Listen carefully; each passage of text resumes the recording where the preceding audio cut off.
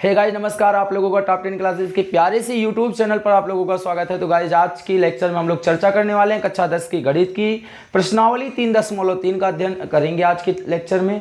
और एकदम बेहतरीन बिल्कुल आसान भाषा में हम लोग सीखेंगे कि कक्षा 10 की गणित 3.3 कितनी आसान होती है। गाइस जिन बच्चों को या जिन स्टूडेंट लोगों को मैथ बहुत हार्ड लगता है उनके पास दोस्तों आज की वीडियो शेयर करके देखिएगा। आज की वीडियो उन हर एक स्टूडेंट के पास पहुंचना चाहिए जिनको मैथ बहुत हार्ड लगता है, उनको पता चलनी चाहिए कि मैथ कितनी आसान होती है। गाइज तो आज की वीडियो को आप लोग जबरदस्त शेयर कीजिएगा। चलिए हम लेक्चर को स्टार्ट करते हैं बिना आपके टाइम को गंवाए हुए। वही लास्ट दो बातें, अगर चैनल पर नए आए होंगे तो चैनल को सब्सक्राइब करके दोस्तों के साथ जरूर शेयर कीजिएगा। चलिए लेक्चर को स्टार्ट करते हैं। तो आज प्रश्नावली 3.3 में हम लोग प्रतिस्थापन विधि की चर्चा करने वाले हैं। कौन सी विधि? प्रतिस्थापन विधि से किसी भी समीकरण को हल करना। रैखिक समीकरण को प्रतिस्थापन विधि से हल कैसे करते हैं? तो गाइस आइए हम लोग देखते हैं कि प्रतिस्थापन विधि से समीकरण को कैसे हल किया जाता है, बिल्कुल सरल शब्द और आसान भाषा में। ध्यान से समझिएगा। तो प्रश्नावली 3.3 क्या? प्रश्नावली 3.3 इससे पहले के सारे लेक्चर आपको प्लेलिस्ट में मिल जाएंगे। ध्यान से समझिएगा। अब क्या है आपका जो प्रश्नावली 3.3 का पहला सवाल है, करा निम्नलिखित रैखिक समीकरण युग्म को और प्रतिस्थापन विधि से हल कीजिए।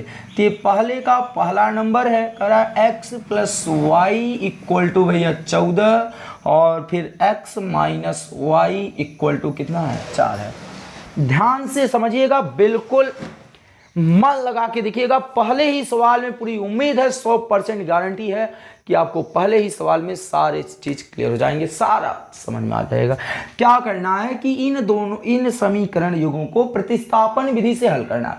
तो गाइस प्रतिस्थापन विधि क्या होता है जानते हो? एक चर को दूसरे चर के पद में व्यक्त कर देना। कहने का मतलब है कि भाई किसी एक चर पद का अब इसका स्थान हटा के दूसरे स्थान पे कर देना। तो ध्यान से समझिएगा, हमने क्या कहा कि ये समीकरण नंबर 1 हो गए, ये समीकरण नंबर क्या हो गए? 2 हो गए। अब जिस समीकरण का प्रतिस्थापन करोगे उसको यहां पर लिखना पड़ता है कि हम किस समीकरण का प्रतिस्थापन कर रहे हैं। तो जैसे जैसे मैं बता रहा हूं वैसे वैसे बोर्ड एग्जाम में भी आपको लिखना है। तो ध्यान से समझिएगा। यदि हम करते क्या है, समीकरण 2 का प्रतिस्थापन कर रहे हैं, यहां लिखेंगे समीकरण 2 का प्रतिस्थापन करने पर, क्या करने पर? समीकरण 2 का प्रतिस्थापन करने पर, समीकरण 2 का प्रतिस्थापन करने पर। तो चलिए समीकरण 2 का प्रतिस्थापन करते हैं। तो समीकरण नंबर 2 क्या है? x माइनस वाई बराबर 4। तो भाई ध्यान से समझिएगा, चाहे आप यहाँ y का प्रतिस्थापन कर सकते हैं, चाहे आप x का प्रतिस्थापन कर सकते हैं, किसी भी एक चर का प्रतिस्थापन आप कर सकते हो। यदि अगर आप ये y का प्रतिस्थापन इधर करते हैं, यदि y बराबर के इस साइड जाता है तो ये माइनस वाई है, उधर जाएगा तो क्या हो जाएगा? प्लस वाई हो जाएगा। तो यहाँ क्या हो जाएगा? x बराबर, यहाँ 4 पहले से था, y उधर की तरफ चले गए तो x बराबर हो गए 4 प्लस वाई। ये समीकरण नंबर क्या हो गए? 3 हो गए। ध्यान से समझिएगा, जिस समीकरण का प्रतिस्थापन आप कर लेते हो उसमें x की जो ये वैल्यू प्राप्त हुई है, जो ये समीकरण 3 से एक चर का वैल्यू प्राप्त हुआ है, उसमें आप नहीं रखोगे। साफ बात करें, साफ फंडे में बात करें तो इस x की वैल्यू इसमें नहीं रखना है क्योंकि आपने इसका प्रतिस्थापन किया है। तो इस x की वैल्यू समीकरण 1 में रखने पर तो लिखेंगे समीकरण 3 से x का मान समीकरण 1 में रखने पर, x का मान समीकरण 1 में रखने पर, चले 1 में रखने पर। तो समीकरण 1 को नोट करते हैं। समीकरण 1 क्या है? x प्लस वाई बराबर 14। अब जहां x है यहीं पर समीकरण 3 से, कहां से? समीकरण 3 से। तो समीकरण 3 से x का मान है 4 प्लस वाई, अर्थात इस x के स्थान पे 4 प्लस वाई आ गए और ये y बराबर कितने आ गए 14। अब ध्यान दीजिए ये 4 है, ये एक y मिलके हो गए 2y बराबर कितना 14। ये 4 का पक्षांतर कर दें तो ये 4 उधर जाएगा तो इधर प्लस है, उधर जाएगा तो क्या हो जाएगा माइनस, तो 14 माइनस 4 ये 2y, 14 में से 4 घटा दिए 10, 2 1 के 2, 2 पंचे 10, अर्थात y की वैल्यू आपको मिल गई 5। इतनी बातें आपको समझ में आई, y की वैल्यू क्या मिल गई 5। अब ये y का मान हम लोग कहाँ पर रख देंगे, चाहे जिस समीकरण, चाहे 1 चाहे 2 चाहे 3 चाहे जहाँ रख सकते हैं। तो गाइस जब क्या रखेंगे y का मान समीकरण 3 में रखने पर, किस में रखने पर, समीकरण 3 में रखने पर। तो चलिए रखते हैं, ध्यान से समझिएगा। तो y का मान समीकरण 3 में रखेंगे तो x बराबर है 4 प्लस वाई, तो यहाँ 4 और y के स्थान पे क्या रख देंगे 5, 4 और 5 जोड़ देंगे तो x बराबर कितने आ गए 9। तो वो जो आपको दोनों चर राशियों की वैल्यू ज्ञात करनी थी वो मिल गए, y की वैल्यू 5 आ गया, x की वैल्यू 9 आ गए। अगर आपको पता करना है आपका आंसर सही है या गलत है तो ये दोनों मान उठा के किसी भी एक समीकरण में रख दीजिए, दोनों पक्ष बराबर है तो आपके आंसर सही है। चलिए देखते हैं, x का मान कितना है 9 है, यदि मैं यहाँ 9 रख दूँ और y का मान कितना है 5 है तो यहाँ 5 रख दें तो 9 5 कितना आ गया 14। अब देखिए इधर के पक्ष और इधर के पक्ष भी क्या है बराबर है, 14 बराबर क्या है 14 है। तो इस प्रकार आप अपने आंसर को मिला सकते हैं और पता कर सकते हैं बिना उत्तर माला का। जब बोर्ड में पेपर देने बैठेंगे तो आपका आंसर सही है या गलत है, इस प्रकार पता कर सकते हैं। आइए गाइज हम लोग जो इसका सेकंड पार्ट की चर्चा करते हैं। इसका सेकंड भाग आपसे क्या कहना चाह रहा है या सेकंड भाग आपसे क्या पूछना चाह रहा है। तो चलिए सेकंड भाग की चर्चा करते हैं। सेकंड भाग की चर्चा करते हैं तो सेकंड भाग आप में क्या कर रहा है, सवाल ध्यान से समझिएगा। आपको कह रहा है सेकंड भाग है s माइनस टी बराबर 3 है, फिर उसके बाद है s बटे 3, फिर प्लस t बटे 2 बराबर कितना है 6 है। चलो ध्यान से समझिएगा। अब आगे आपको सबसे पहले ये वाला तो समीकरण व्यवस्थित रूप में है भाई, ऐसा इस रूप में समीकरण होते हैं, पर ये थोड़े से बिगड़े रूप में आ गए हैं, इनका बिगड़ा हुआ रूप दिया गया। कोई बात नहीं यार, जो बिगड़े हैं उनको बना लेंगे, आप लोगों का साथ रहे, आप लोग जो है एकदम प्रेम से इनको बिगड़े हुए रूप को कैसे बनाते हैं। जब भी इस कंडीशन का क्वेश्चन मिल जाए, जब भी इस प्रकार का प्रश्न आपको दे दिया जाए तो जरा सा भी हड़बड़ाना नहीं है। जो नीचे दोनों संख्याएं हैं उन दोनों का गुणा कर लो। 3 दूनी कितना होता है 6, भाई 3 दूनी 6, तो 6 का आप क्या कर दीजिए दोनों पक्षों में गुणा कर दीजिए, बिगड़ा हुआ रूप सही रूप में आ जाएगा। ध्यान से मैंने क्या बोला 3 दूनी 6, 3 गुणे 2 बराबर क्या 6 से दोनों पक्षों में, 6 से दोनों पक्षों में क्या करने पर गुणा करने पर, दोनों पक्षों में गुणा करने पर, ध्यान से समझिए गुणा करने पर। अब गुणा करेंगे, चलिए 6 से गुणा करना है ना, तो 6 गुणे s बटे 3 प्लस फिर क्या है 6 गुणे t बटे 2 है, फिर बराबर क्या है 6 गुणे 6, दोनों पक्षों में 6 से गुणा कर दी। अब बताओ 3 1 के 3, 3 दूनी 6, 2 के 2, 2 3 6। चलें अब 2 का गुणा s से करेंगे तो मिल गया 2s, क्या मिल गया 2s। आप इसको 25 कभी मत समझिएगा। फिर उसके बाद 3 का गुणा t से किए तो 3t और बराबर 6 गुणे 6 यानी 36 हो गए। समीकरण नंबर क्या हो गए 2। ठीक, अब हम लोग करते क्या है, चाहे 1 का प्रतिस्थापन कर दे चाहे 2 का, तो इस बार हम लोग समीकरण नंबर 1 का क्या करते हैं प्रतिस्थापन करते हैं। तो लिखेंगे ना समीकरण 1 का प्रतिस्थापन करने पर, क्या करने पर बोलो, क्या करने पर प्रतिस्थापन करने पर। तो चलिए समीकरण 1 का प्रतिस्थापन करते हैं। तो समीकरण 1 क्या है s माइनस टी बराबर 3 है। अब t का प्रतिस्थापन कर रहे हैं, ध्यान से समझिएगा, ये माइनस टी है, माइनस टी उधर की तरफ जाएगा तो क्या हो जाएगा, प्लस हो जाएगा, यानी 3 + t हो जाएगा। फिर से एक बार बताना चाह रहे हैं, हमने कहा कि माइनस टी का प्रतिस्थापन करेंगे तो माइनस टी उधर जाएगा तो प्लस टी हो जाएगा। ये समीकरण नंबर क्या बना लेंगे, 3 बना लेंगे। फिर इससे पहले हमने आपको बताया कि जिसका प्रतिस्थापन कर देते हैं उसमें इसकी वैल्यू नहीं रखते, अर्थात समीकरण 1 में इसकी वैल्यू नहीं रखेंगे तो किस में रखेंगे, 2 में रखेंगे। तो क्या लिखते हैं, समीकरण 3 से s का मान समीकरण 2 में रखने पर, तो चलिए 2 में रखने पे क्या मिलता है ये देखते हैं। समीकरण 2 क्या है, 2s है, 2s है प्लस 3t है बराबर कितना है, 36 है।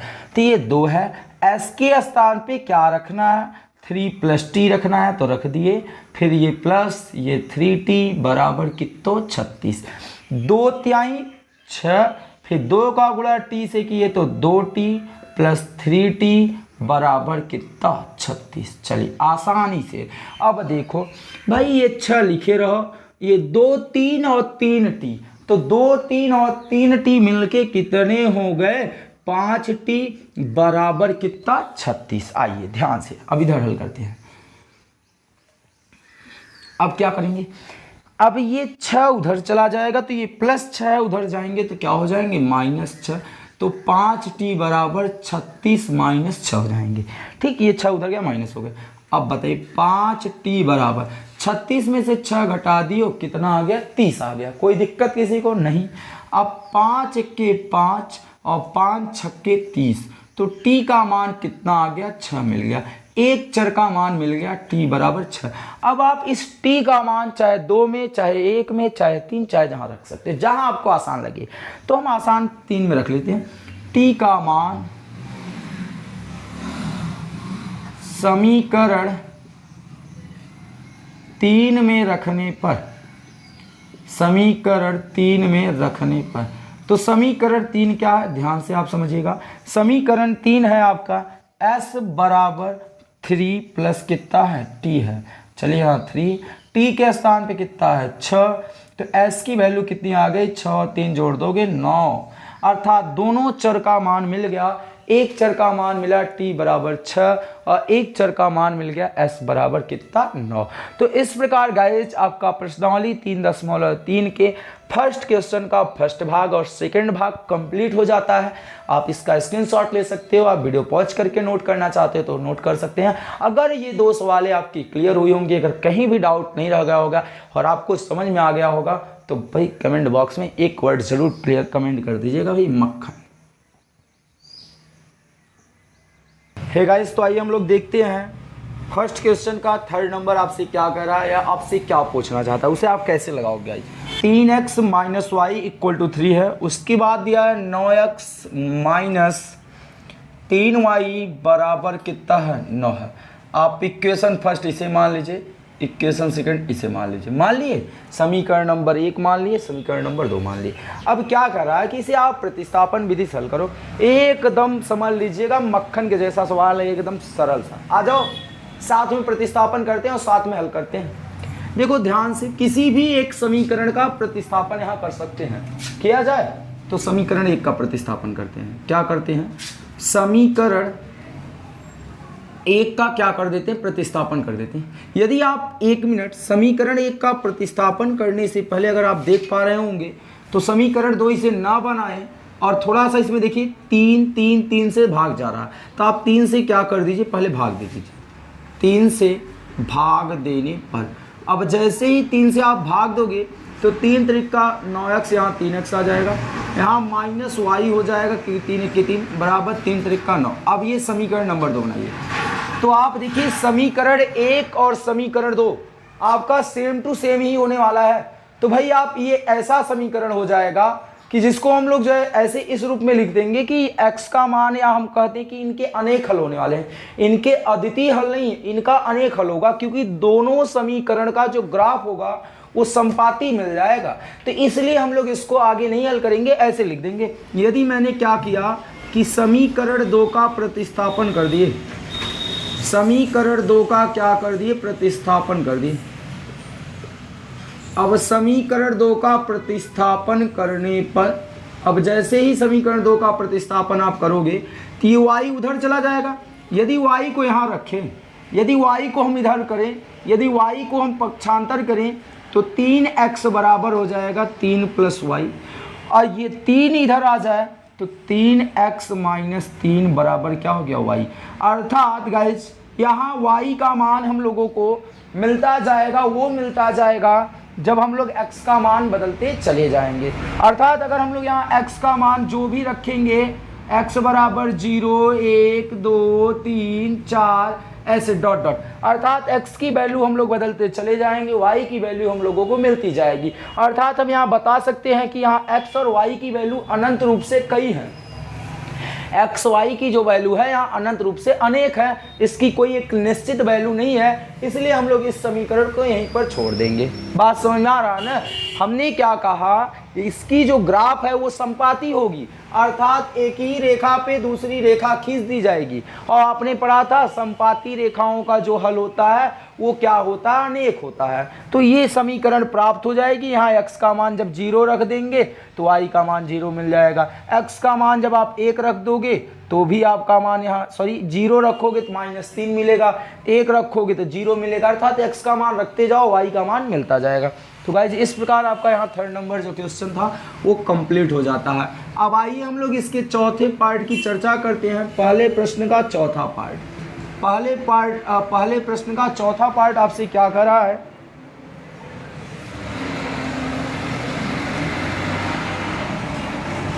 (0.2x + 0.3y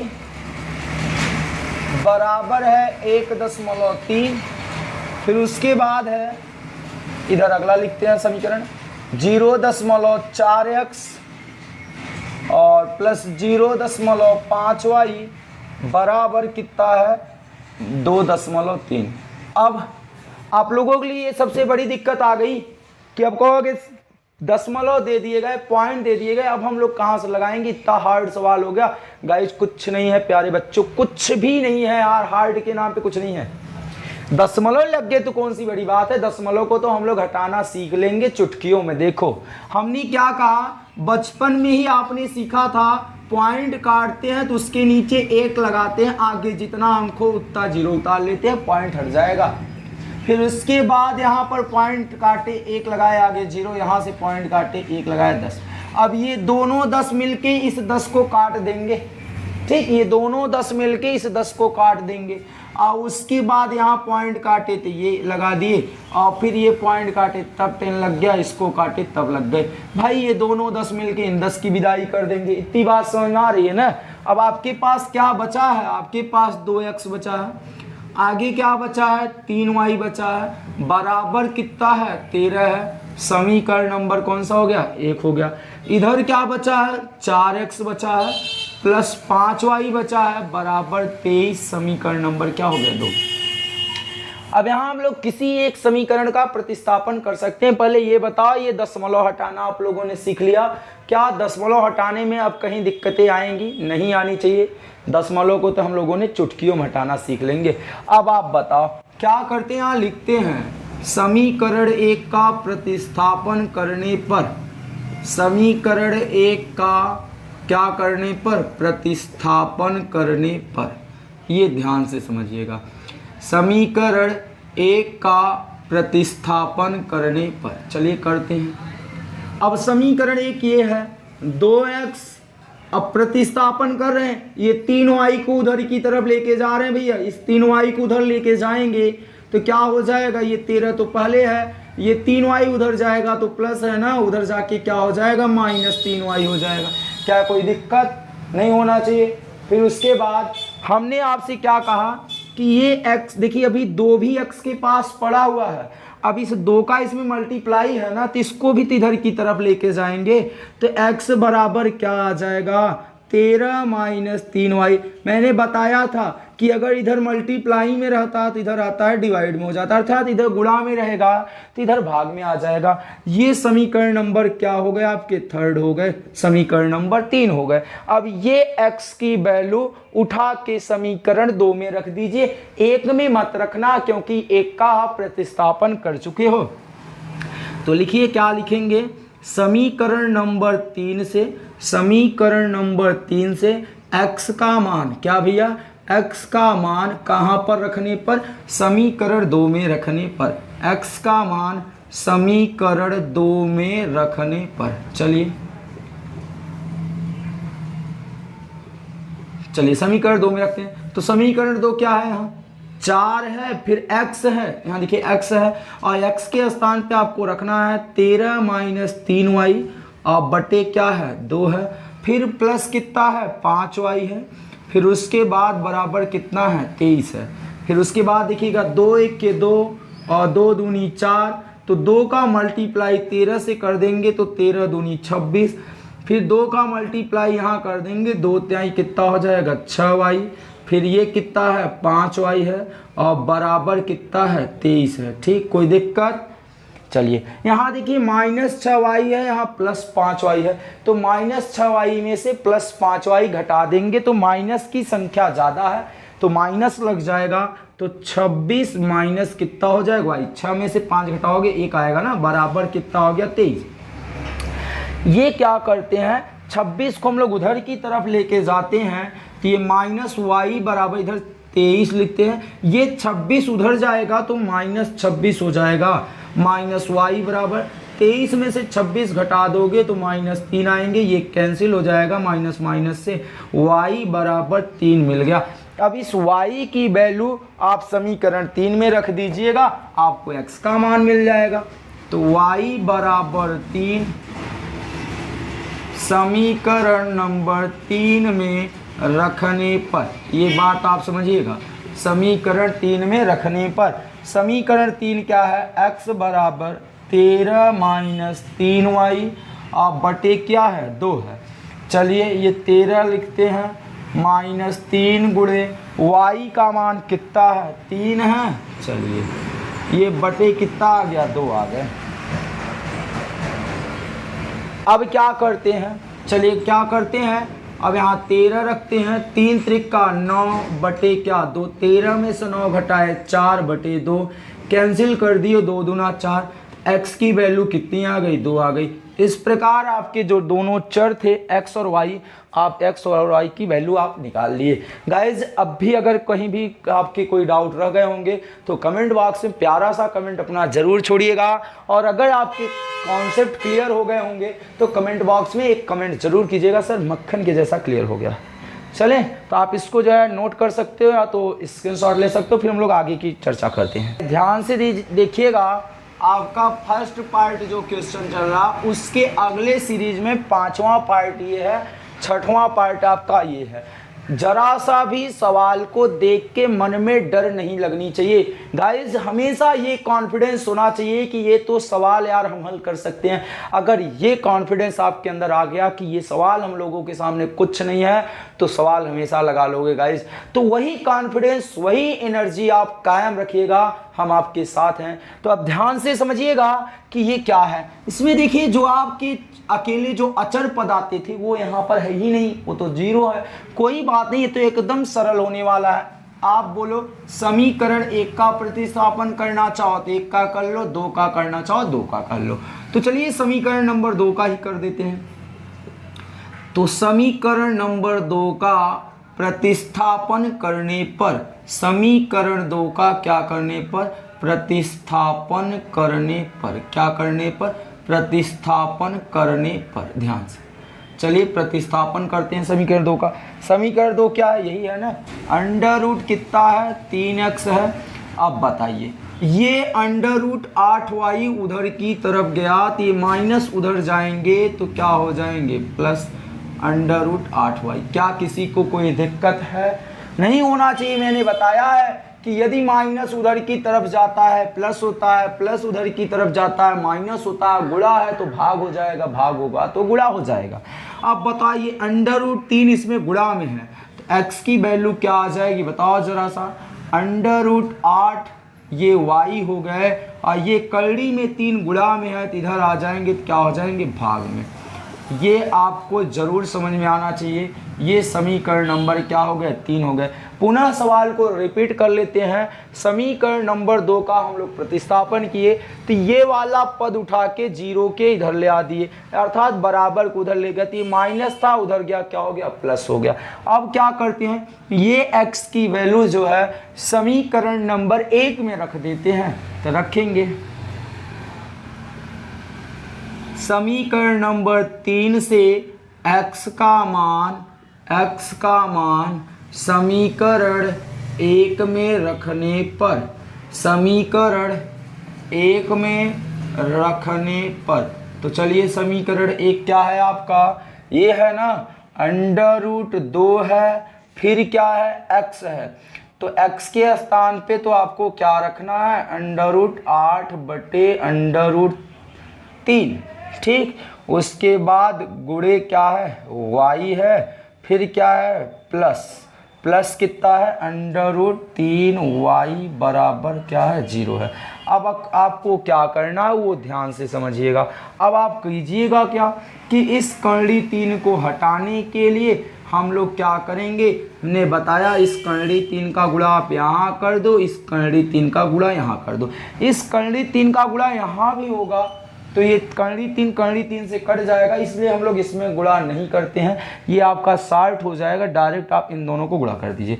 तो ये 2 अट्ठे कितना हो जाएगा बताओ, 2 अट्ठे कितना हो जाएगा, कर्णी में 16y हो जाएगा, प्लस ये कर्णी में 3 का गुणा कर्णी में 3 से होगा तो 9y हो जाएगा, बराबर कर्णी में 3 का गुणा 0 से कर दिए 0 हो गया पूरा पद।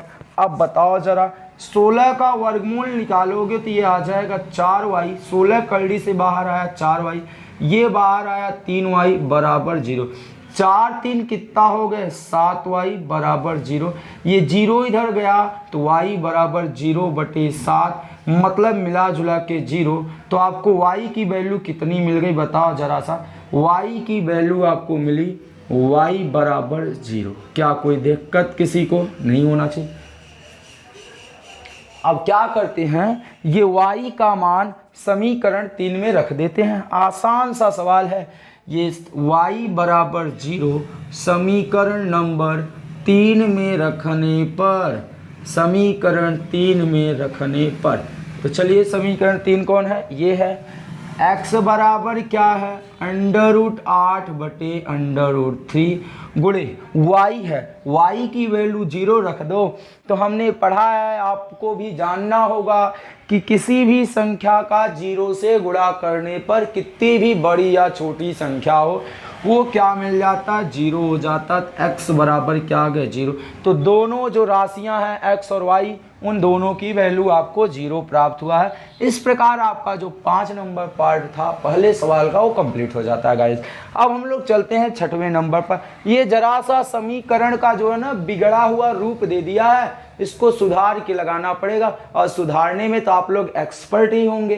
तो आइए सुधारते हैं फिर उसको हल करते हैं। ध्यान से समझिएगा, हमने क्या कहा, जब ऐसा कभी दिख जाए 2/3 कितना हो जाएगा 6, 2/3 6, इस 6 का गुणा दोनों पक्षों में कर दो। फिर यहाँ देखो 3 दूनी 6, इन 6 का ही गुणा दोनों पक्षों में कर दो बस। तो यहाँ क्या लिखेंगे, ये 2/3 6, तो 6 से दोनों पक्षों में गुणा करने पर, क्या करने पर, गुणा करने पर, चलें गुणा करें। तो ध्यान से समझिएगा, अब ये 6 गुणे कितना है 3x बटे 2, अभी तो 1 में गुणा किए हो, फिर क्या है माइनस, फिर 6 गुणे क्या करेंगे 5y बटे 3 हो जाएगा, फिर बराबर 6 गुणे -2 हो जाएगा। फिर ध्यान से समझिए, 2 1 के 2, 2/3 6, फिर 3 1 के 3, 3 दूनी 6, बाकी वो तो गुणा हो जाएगा। तो 3 का गुणा 3 से करोगे 3 त्रिका क्या हो जाएगा 9x, 2 का गुणा 5 से करेंगे 2 पंचे कितना हो जाएगा 10y, फिर 6 का गुणा -2 से करेंगे तो 6 दूनी 12, समीकरण नंबर क्या हो गया 1 हो गया। क्या यहाँ तक कोई दिक्कत है? नहीं होनी चाहिए। अब ऐसे यहाँ भी कर देंगे, 3 दूनी कितना है 6 है। इस पार्ट को थोड़ा सा अलग करते हैं हम लोग, 3 दूनी 6, तो 6 से दोनों तरफ गुणा करने पर, दोनों तरफ क्या करने पर गुणा करने पर, तो चलिए यहाँ क्या लिखेंगे 6 गुणे x बटे 3, फिर प्लस 6 गुणे y बटे 2 बराबर 6 गुणे 13 बटे 6। 6 से 6 की विदाई, 2 1 के 2 तिहाई 6, 3 1 के 3, 3 दूनी 6, क्या बचा यहाँ 2x बचा। फिर क्या बचा प्लस 3 का गुना y से किए तो 3y, फिर वहाँ कितना बचा बराबर 13। समीकरण नंबर कौन सा आ गया 2 आ गया। अब आप देखिए आपका जो समीकरण बिगड़े हुए रूप में थे वो अच्छे से रूप में आ गया, अर्थात जिसका प्रतिस्थापन हम लोग कर सकते हैं। अब यहाँ से हम लोग किसी भी एक समीकरण का क्या कर देते हैं प्रतिस्थापन कर देते हैं। तो चलिए समीकरण 1 का ही करते हैं। तो लिखेंगे समीकरण 1 का प्रतिस्थापन करने पर, क्या करने पर प्रतिस्थापन करने पर, समीकरण 1 का प्रतिस्थापन करने पर, ऐसे ही एग्जाम में लिखना रहता है। अब चलिए समीकरण 1 का प्रतिस्थापन करते हैं। बोलो, ये 9x लिख लिए, समीकरण 1 ये है 9x। अब -10y उधर जाएगा तो क्या हो जाएगा +10y, तो ये हो गया 10y, और ये -12 पहले से पड़ा हुआ है। अब ये 9 आपका यहाँ पर आ जाएगा, ये 9 मल्टीप्लाई में आ जाएगा, तो क्या हो जाएगा बताइए x बराबर 10y - 12 बटे क्या हो जाएगा 9। ये समीकरण नंबर कौन सा आ गया 3। ये x की वैल्यू 1 में मत रख के 2 में रखो, क्योंकि 1 का प्रतिस्थापन कर चुके हैं। तो चलिए लिखते हैं समीकरण 3 से, क्या समीकरण 3 से x का मान समीकरण 2 में रखने पर, समीकरण 2 में रखने पर, तो रखें समीकरण 2 क्या है 2x + 3y बराबर कितना है 13 है। ये 2 यहाँ x के स्थान पे क्या रख देंगे बताओ 10y - 12 बटे कितना है 9 है, प्लस कितना 3y बराबर कितना 13। चलिए क्या करते हैं, मैंने बताया था ना कि जब यहाँ जो भी अंक आए आप इनका गुणा इस वाले में और इस वाले में भी। अब यहाँ भी 9 का गुणा होता है पर 9 से 9 कट जाएगा, इसलिए हम लोग डायरेक्ट बताते हैं वहाँ गुणा कर लो। तो क्या हो जाएगा 2 दहम्मा 20y, फिर 2 बार हमें कितना हो जाएगा 24। बोलो फिर क्या है बीच में प्लस है 9 तिरिक 27y, फिर 9 तिरह में कितना हो जाएगा 117। हल करते हैं। अब देखिए आपके पास क्या मिल रहा है यहाँ पर, देखिए ये 20y और 27y, ये देखिए ये जो 20y हैं और ये जो 27y हैं ये दोनों जुड़ जाएंगे। 27 20 कितना हो जाएगा 47y, ये -24 बराबर 117। आइए आगे की तरफ हम लोग सवाल को देखते हैं। ध्यान दीजिएगा आप लोग ज़रा सा, कहाँ से कहाँ नोट करना है। अब आपको क्या करना है 24 को आप उधर कर दीजिएगा तो 47y बराबर 117 प्लस क्या हो जाएगा 24। अब ये 47y बराबर जोड़ देंगे तो 141 आएगा। ठीक, अब 47 के 47 3 141, तो y की वैल्यू आपको मिल गई 3, अर्थात 1 का मान मिल गया। अब इस y का मान समीकरण 3 में रख दो, आपको x की भी वैल्यू मिल जाएगी। y बराबर 3 समीकरण नंबर 3 में रखने पर, ठीक, तो समीकरण नंबर 3 क्या है x बराबर, देखिए यहाँ 10y है माइनस क्या है 12 है बटे 9। चलिए 10 गुणे y के स्थान पे क्या रखना है 3 - 12 बटे 9, 10 जाई 30 और ये क्या है -12 बटे 9। 30 में से 12 घटाओगे 18 बटे क्या हो जाएगा 9, और 9 दूनी क्या हो गया 18। x की वैल्यू क्या मिल गई 2 मिल गई, x की वैल्यू क्या मिल गई 2। तो गाइज इस प्रकार x की वैल्यू आपको 2 मिल गया, y की वैल्यू आपको क्या मिल गया 3 मिल गया। तो गाइज इसी सवाल के साथ आपके जो एनसीईआरटी में फर्स्ट पार्ट दिया गया था, प्रतिस्थापन विधि से जो भी समीकरण दिए गए थे वो सभी समीकरण को हम लोगों ने हल कर लिया है। अगर अब भी कहीं अगर कोई डाउट रह गया होगा तो कमेंट बॉक्स में एक कमेंट ज़रूर छोड़िएगा, और डाउट आपके क्लियर हो गए होंगे तब भी कमेंट कीजिए गाइज। आप इसका स्क्रीनशॉट ले सकते हो, फिर हम लोग आगे की सवाल को कंटिन्यू करते हैं। तो गाइज आज के वीडियो में बस इतना ही टॉपिक की बात करेंगे हम लोग। जो बचे हुए सवाल हैं उसको हम लोग अगले लेक्चर में सीख लेंगे एकदम आसान भाषा में। गाइज आज की वीडियो आपको पसंद आई होगी तो वीडियो को लाइक करके जाइएगा और दोस्तों के साथ शेयर जरूर कीजिएगा। सभी दोस्तों के पास, उन सभी दोस्तों के पास, उन सभी भाई बहन के पास ये वीडियो पहुँचनी चाहिए जो कि कक्षा 10 की पढ़ाई कर रहे हैं, इस साल कक्षा 10 की पेपर देंगे बोर्ड की। तो गाइज उम्मीद है कि आज की वीडियो आपको जरूर पसंद आई होगी, और मेरा एक प्रयास था आसान भाषा में बताने का, वो भी आपको जरूर पसंद आया होगा। और पसंद आया होगा तो कमेंट बॉक्स में कमेंट जरूर कीजिएगा। मिलते हैं आपको नेक्स्ट लेक्चर में एक नए एनर्जी के साथ, एक नए टॉपिक के साथ। तब तक के लिए आप वीडियो देखिए और वीडियो देखने के बाद एंजॉय कीजिए, और दोस्तों के साथ, दोस्तों को भी ये मौका जरूर दीजिएगा। तो मिलते हैं आपको नेक्स्ट लेक्चर में, तब तक के लिए जय हिंद, जय Bharat. Thank you all dear student.